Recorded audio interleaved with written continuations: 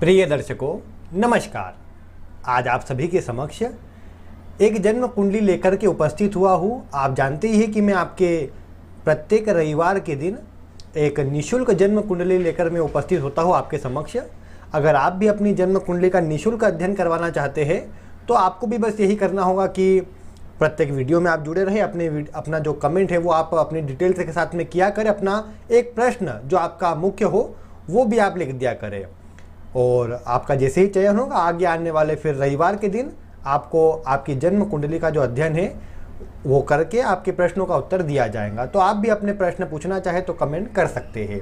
आज एक युवक की जन्म कुंडली में लेकर उपस्थित हुआ हूँ। इनकी जन्म की डिटेल्स 26 सितंबर 2002 और समय है शाम के 8:30। न्यू दिल्ली का इनका जन्म है। इनका जो मुख्य प्रश्न है वो है इनके वैवाहिक जीवन से जुड़ा। क्या इनका वैवाहिक जीवन अच्छा रहेगा, जीवन साथी यानी इनको पत्नी कैसी मिलेंगी, और इसी से जुड़े कुछ इनके प्रश्न हैं। तो आज हम इनकी जन्म कुंडली से इनके उत्तर भी ढूंढेंगे और कैसा प्रभाव इनको मिलने वाला है वो भी हम जानेंगे विवाह आदि के दृष्टिकोण से। तो सबसे पहले देखा जाए तो इनकी कुंडली की चर्चा कर लेते हैं। कुंडली इनकी बनी है मेष लग्न और वृषभ राशि की।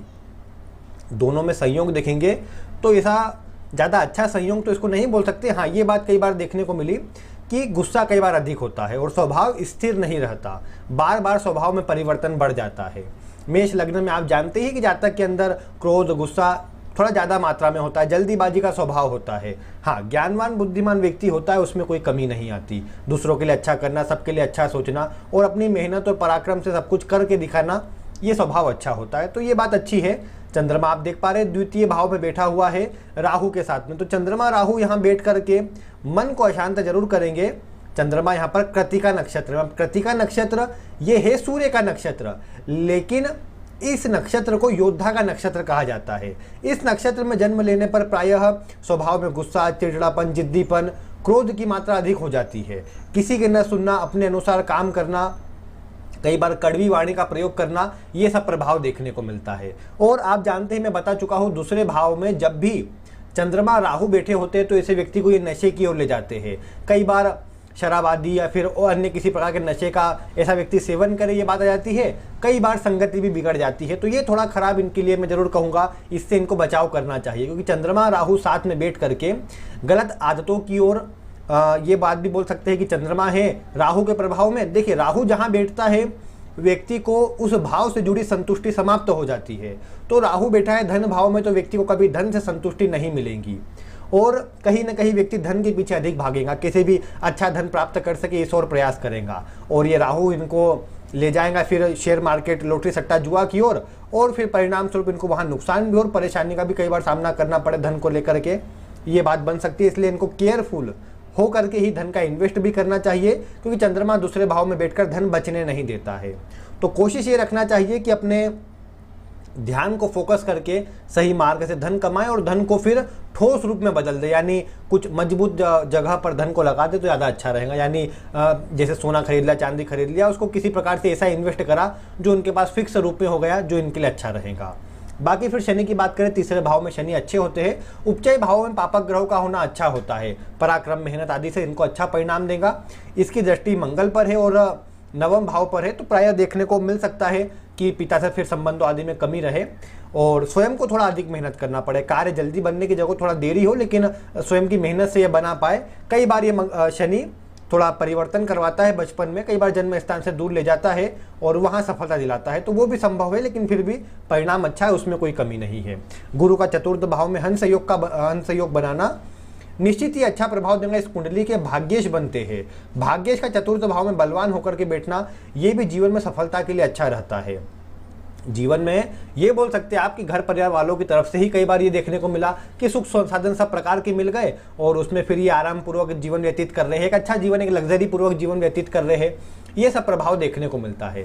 चतुर्थ भाव में गुरु ये भी बताते हैं कि इनका उसी घर परिवार में पुनः जन्म हुआ है, तो पितरों का, ईश्वर का और पूर्वजों का आशीर्वाद अच्छा मिलता है, लेकिन तब तक ही मिलेगा जब तक ये नशे से, मांसाहार से और किसी प्रकार के गलत आदतों से दूर रहे और दूसरे नंबर पर ईश्वर की शरणागति में रहे, भजन पूजन और जो भी धार्मिक कार्य है उनसे जुड़े रहे। जितना अधिक इनके और झुकाव इनका रहेगा उतना अधिक अच्छा प्रभाव गुरु का मिलेगा। यहाँ पर आप देख पाएंगे गुरु जो है वो शनि और मंगल के बीच में पाप कर्तरी दोष में आ गया है, जिसका प्रभाव भी गुरु को कमजोर करेगा, लेकिन उच्च राशि में है तो बल में वृद्धि अवश्य होगी। और दूसरे नंबर पर देखिए गुरु चंद्रमा की राशि में उच्च है और चंद्रमा भी अपनी उच्च राशि में बैठा है, तो इससे गुरु के बल में तो वृद्धि अच्छी हो जाएगी, जो कि एक अच्छी बात है।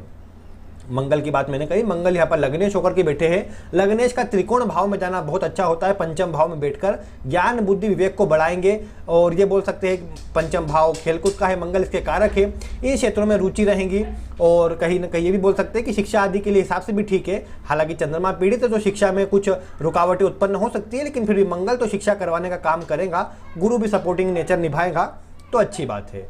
और मंगल यहाँ पर बैठ करके लाभ आदि के दृष्टिकोण से अच्छा है, जीवन में सुख संसाधन सब देने का काम करेगा। बस पंचम भाव का मंगल है, दोस्त मित्र आदि से सहयोग नहीं मिलेगा, सपोर्ट नहीं मिलेगा, दोस्त मित्र आदि धोखा देने वाले हो सकते हैं, तो उसका ध्यान देना जरूरी है। बाकी अदरवाइज अगर आप देखेंगे तो भाग्येश गुरु का अच्छा होना अन्य चीज़ों से इनको बचाने का काम करेगा, क्योंकि ये बात है कि गुरु कुंडली में बलवान हो तो ये सभी प्रकार के दोषों की जो स्थिति उनको कम कर देते हैं और जीवन में अच्छा परिणाम देते हैं। तो ये बात अच्छी है यहाँ पर, और इनको जीवन में सफलता के दृष्टिकोण से अच्छा प्रभाव ये गुरु अवश्य देने का काम करेंगे। बस जैसा मैंने कहा, गुरु को बलवान रखना जरूरी है और उसके लिए अच्छे कार्य करना ही जरूरी है, जो बड़े हैं उनका सम्मान करना जरूरी है, तो ये जरूरी रहेगा इनके लिए। बाकी अगर आप देखें तो सूर्य बुध का छठे भाव में बैठना, छठे भाव में सूर्य भी अच्छे होते हैं, शत्रुहंता बनाते हैं, रोग परेशानी आदि से बचाने का काम करते हैं। बुध के साथ बैठे तो कोई परेशानी नहीं, बुध भी यहाँ बलवान होंगे, अपनी उच्च राशि में बैठे हैं तो निश्चित ही अच्छा परिणाम देने का काम करेंगे। सूर्य बुध का छठे भाव में बैठना भी कोई खराब नहीं है, इनको तेज बुद्धि वाला बनाएगा, मेधावी बनाएगा। और बुध वक्री भी है तो हर काम को चेक करना, डबल से उसको चेक करना, कोई गलती तो नहीं हुई है, ये सब प्रवृत्ति भी आ जाती है, तो ये भी अच्छी बात है, कोई खराबी इसमें भी नहीं है। जीवन में धन सुख संसाधन के लिए ये जो प्रभाव है सूर्य बुध का, ये अच्छा है। शुक्र आप देख पा रहे हैं सप्तम भाव में अपनी ही राशि में बैठे हैं, ये भी मालव्य योग का निर्माण कर रहे हैं। अब देखिए कई बार आपके मन में आ सकता है किसका प्रभाव मिलेगा, हंस योग का या मालव्य योग का, तो निसंदेह यहाँ पर हंस योग का ही प्रभाव मिलेगा, क्योंकि गुरु इनकी कुंडली में कारक है। एक अकारक ग्रह कुंडली में अगर कोई मजबूत योग बनाए भी तो उसका इतना शुभ असर नहीं मिलेगा जितना अन्य कुंडलियों में मिल सकता है, तो इसीलिए यहाँ पर जो मुख्य असर मिलेगा वो मिलेगा यहाँ पर गुरु का। शुक्र के असर में कुछ कमी आ जाएंगी, मतलब जो मालव्य योग होने से जीवन में सुख संसाधन मिलने चाहिए वो सब मिलेंगे, लेकिन ऐसी भी मात्रा में नहीं मिलेंगे जो इनके लिए बहुत अच्छा रहे, क्योंकि सप्तम भाव में शुक्र है, लग्न पर दृष्टि है, मंगल का लग्न है। ध्यान रखने वाली बात यहाँ पर यह है कि ये जो शुक्र है ये दो पापक ग्रहों के मध्य में है, और ये भी मजबूत प्रबल पाप कर्तरी दोष बना है, क्योंकि केतु आएंगे शुक्र की ओर, सूर्य आएंगे शुक्र की ओर, और दोनों के बीच में जो शुक्र है वो दब जाएगा, तो ये कहीं ना कहीं कमजोर हो जाता है। यहाँ 18 डिग्री पर स्वाति नक्षत्र में शुक्र बलवान होकर के बैठे हैं, लेकिन एक परेशानी वाली बात है कि थोड़े कमजोर हो रहे हैं, क्योंकि ये दो पापक ग्रहों के मध्य में है। इसका एक प्रभाव ये पड़ता है कि कहीं ना कहीं वैवाहिक जीवन में थोड़ी अस्त व्यस्त स्थिति कुछ समय के लिए बन जाती है। अब कुछ समय इसलिए मैंने कहा क्योंकि ये व्यक्ति के स्वभाव पर निर्भर करेगा। यहाँ पर एक बात, ये क्वालिटी शुक्र अवश्य देता है लग्न से दृष्टि डालकर कि व्यक्ति को बैलेंस करने वाली प्रवृत्ति देता है। अगर व्यक्ति क्रोध ना करे और गुस्सा आदि ना करे, शांत रह करके काम करे, तो निश्चित ही वैवाहिक जीवन को ये अच्छा कर देता है। लेकिन अगर क्रोध, गुस्सा, चिड़चिड़ापन, जिद्दीपन ये अधिक मात्रा में रहे तो फिर वैवाहिक जीवन बच पाना बहुत कमजोर हो जाता है। और मैं आपको बता दूं 2022 के अप्रैल से इन्हें राहु की महादशा चल रही है। अब राहु की महादशा क्या करेंगी, राहु की महादशा कहीं ना कहीं थोड़ा ये प्रभाव उत्पन्न करेंगे कि ये विवाह के लिए कमजोर हो जाएंगी।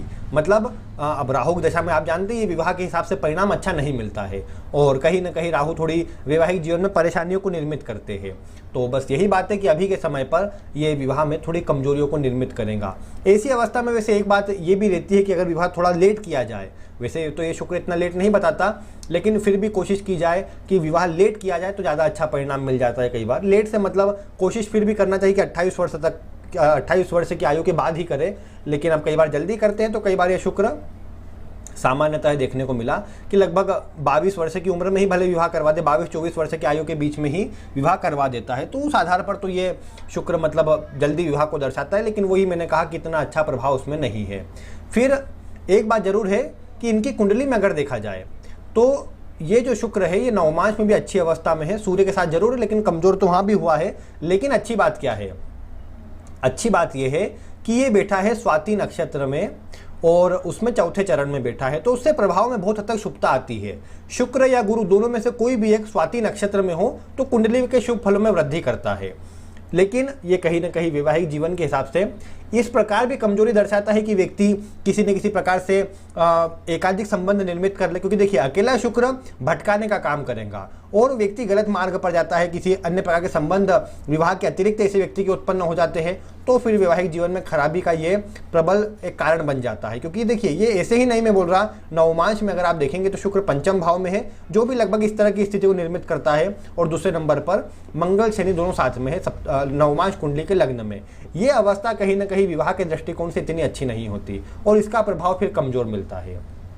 तो इसीलिए जरूरी क्या है यहाँ पर, जरूरी बस यही है कि विवाह के लिए इनको अगर अच्छा परिणाम चाहिए तो कोशिश ये करना चाहिए कि अपने शुक्र को और अपने स्वभाव को थोड़ा नियंत्रित रखें, तो उसी से इनको अच्छा परिणाम मिल पाएगा। क्योंकि देखिए सप्तम भाव में अगर शुक्र अपने उच्च राशि में मतलब माफ कीजिएगा अपनी ही राशि में बैठे हुए हैं, लेकिन इससे हो सकता है कि जीवन साथी जो मिले वो बैलेंस करने वाली स्वभाव का मिले, मतलब इनको जो पत्नी मिले वो दिखने में मतलब शुक्र के प्रभाव से सुंदर रहे, और कहीं ना कहीं ये बोल सकते हैं कि अच्छा कार्य करना या फिर सभी को साथ में लेकर के चलना, सभी के लिए सोचना, इस तरह का उनका स्वभाव रहे। गुस्सा उनको भी आएगा क्योंकि दो पापक ग्रहों के मध्य में शुक्र है, तो गुस्सा उसको जिससे भी विवाह हो उसको आता जरूर रहूंगा, लेकिन ये बोल सकते हैं कि कहीं ना कहीं वो वैवाहिक जीवन को बचाने का काम करे। लेकिन अगर व्यक्ति किसी प्रकार से अलग खुद के संबंध निर्मित कर लेता है एक से अधिक, तो फिर परिणाम तो खराब मिलना ही है उसका, फिर तो उसमें कोई अन्य कोई उसको दोष नहीं दे पाएगा। लेकिन हाँ, ऐसा व्यक्ति स्वयं से अगर अच्छा नेचर रखे तो फिर देखने को मिला कि ये शुक्र गुरु का केंद्र में होना, केंद्र में और कोई ग्रह नहीं है, केवल ये शुक्र गुरु जैसे दो नैसर्गिक शुभ ग्रह केंद्र में है, तो केंद्र में दो नैसर्गिक शुभ ग्रह का होना निश्चित ही इनको जीवन में अच्छा परिणाम देगा और ये अपने स्वयं के बलबूते पर अपने वैवाहिक जीवन को भी अच्छा रख पाएंगे और जीवन में बिना परेशानी के अच्छे वैवाहिक जीवन को देख भी पाएंगे।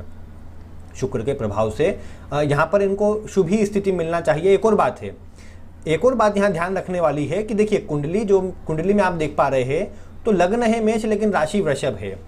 अब चंद्रमा जब भी कुंडली के दूसरे भाव में होता है, महत्वपूर्ण सूत्र आपको बता रहा हूं, ध्यान पूर्वक समझिए कि दूसरे भाव में जब भी चंद्रमा है तो आप ये नोटिस कर पाएंगे कि जीवन काल में जो परिणाम मिलता है, यानी विवाह आदि से जुड़ा जो काम बनता है, या आप ये समझिए कि जीवन में कोई भी घटना घटित होती है, महत्वपूर्ण घटना जो जीवन में घटित होती है वो चंद्रमा के प्रभाव से या चंद्र कुंडली से ही घटित होती है।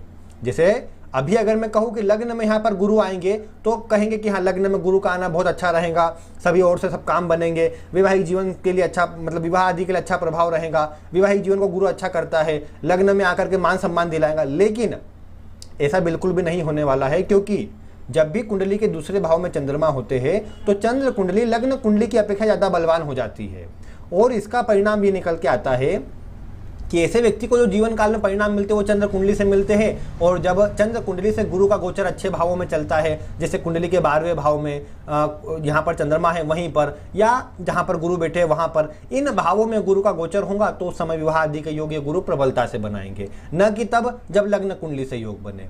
तो ये बात थोड़ी एक ध्यान रखने योग्य थी, आपको अनुभव में गम में जो आई है उसको आपको बताने की थी। तो ध्यान रखेंगे किसी की कुंडली में दूसरे भाव में चंद्रमा हो तो विवाह उस समय पर होता है जब गुरु का जो गोचर हो वो कुंडली के यहाँ पर कुंडली के आप बोल सकते हैं कि जब चंद्र कुंडली से एक सही भावों में चलता है तब जाकर के होता है। तो यहाँ पर इनके लिए भी जब गुरु वृषभ राशि में आएंगे उस समय पर प्रबलता से योग बनेंगे, जो समय निश्चित ही 2024 का रहेगा, यानी अगले वर्ष का। अब योग अगले वर्ष भी बनते हैं। अब वहाँ पर एक बात ये हो जाएंगी कि सप्तम भाव में केतु आ जाएंगे, और केतु भी कहीं ना कहीं फिर मंगल के प्रभाव में, यानी वैवाहिक जीवन को थोड़ा अस्त व्यस्त स्थिति का तो थोड़ा बता रहे हैं। इसमें कुंडली मिलान करना जरूरी रहेगा। कुंडली मिलान लग्न कुंडली से ही की जाएंगी, लेकिन जो प्रभाव मिलेगा वो चंद्र कुंडली से मिलेगा, बस इतनी बात है। और मेन जो प्रभाव जीवन साथी के अंदर जो स्वभाव में देखने को मिलेगा वो भी यहाँ पर इस सप्तम भाव से और नवमांश के सप्तम भाव से ही मिलेगा। तो नवमांश के सप्तम भाव में मंगल शनि का प्रभाव, शुक्र का उच्च राशि में जाना, यानी एक अच्छे धनी या अच्छे परिवार में विवाह हो, ये बात बनती है। सुख संसाधन की सब स्थिति विवाह के बाद अच्छी रहेगी, विवाह के बाद भाग्योदय होगा।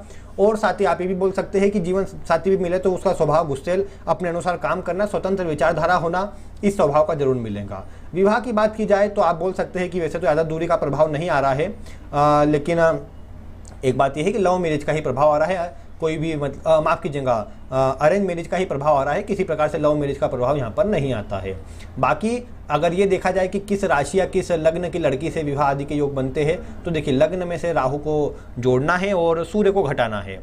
तो इसको अगर आप करेंगे तो आप देख पाएंगे कि यहाँ पर जो राशि आती है वो आती है मकर राशि, यानी या तो मकर या फिर कर्क। तो मकर या कर्क ये जो दो राशियाँ आती है, ये जिससे विवाह हो उसका लग्न भी रह सकता है, उसकी राशि भी रह सकती है। तो इससे जुड़ा मतलब कर्क या मकर से जुड़ा जीवन साथी यानी पत्नी इनको प्राप्त हो, इसका प्रभाव है। चंचल स्वभाव पत्नी का रहेगा, थोड़ा अधिक बोलने का स्वभाव रहेगा, लेकिन सबको साथ लेकर के चलने का स्वभाव भी रहेगा। बाकी जिससे विवाह करे उसकी कुंडली में शुक्र की और गुरु की स्थिति अगर अच्छी बलवान है, चंद्रमा बलवान है, फिर वैवाहिक जीवन में ज़्यादा परेशानी नहीं आएंगी। विवाह राहु की दशा में ही सही, लेकिन एक ठीक ठीक प्रभाव में आगे चलता रहेगा बिना किसी परेशानी के।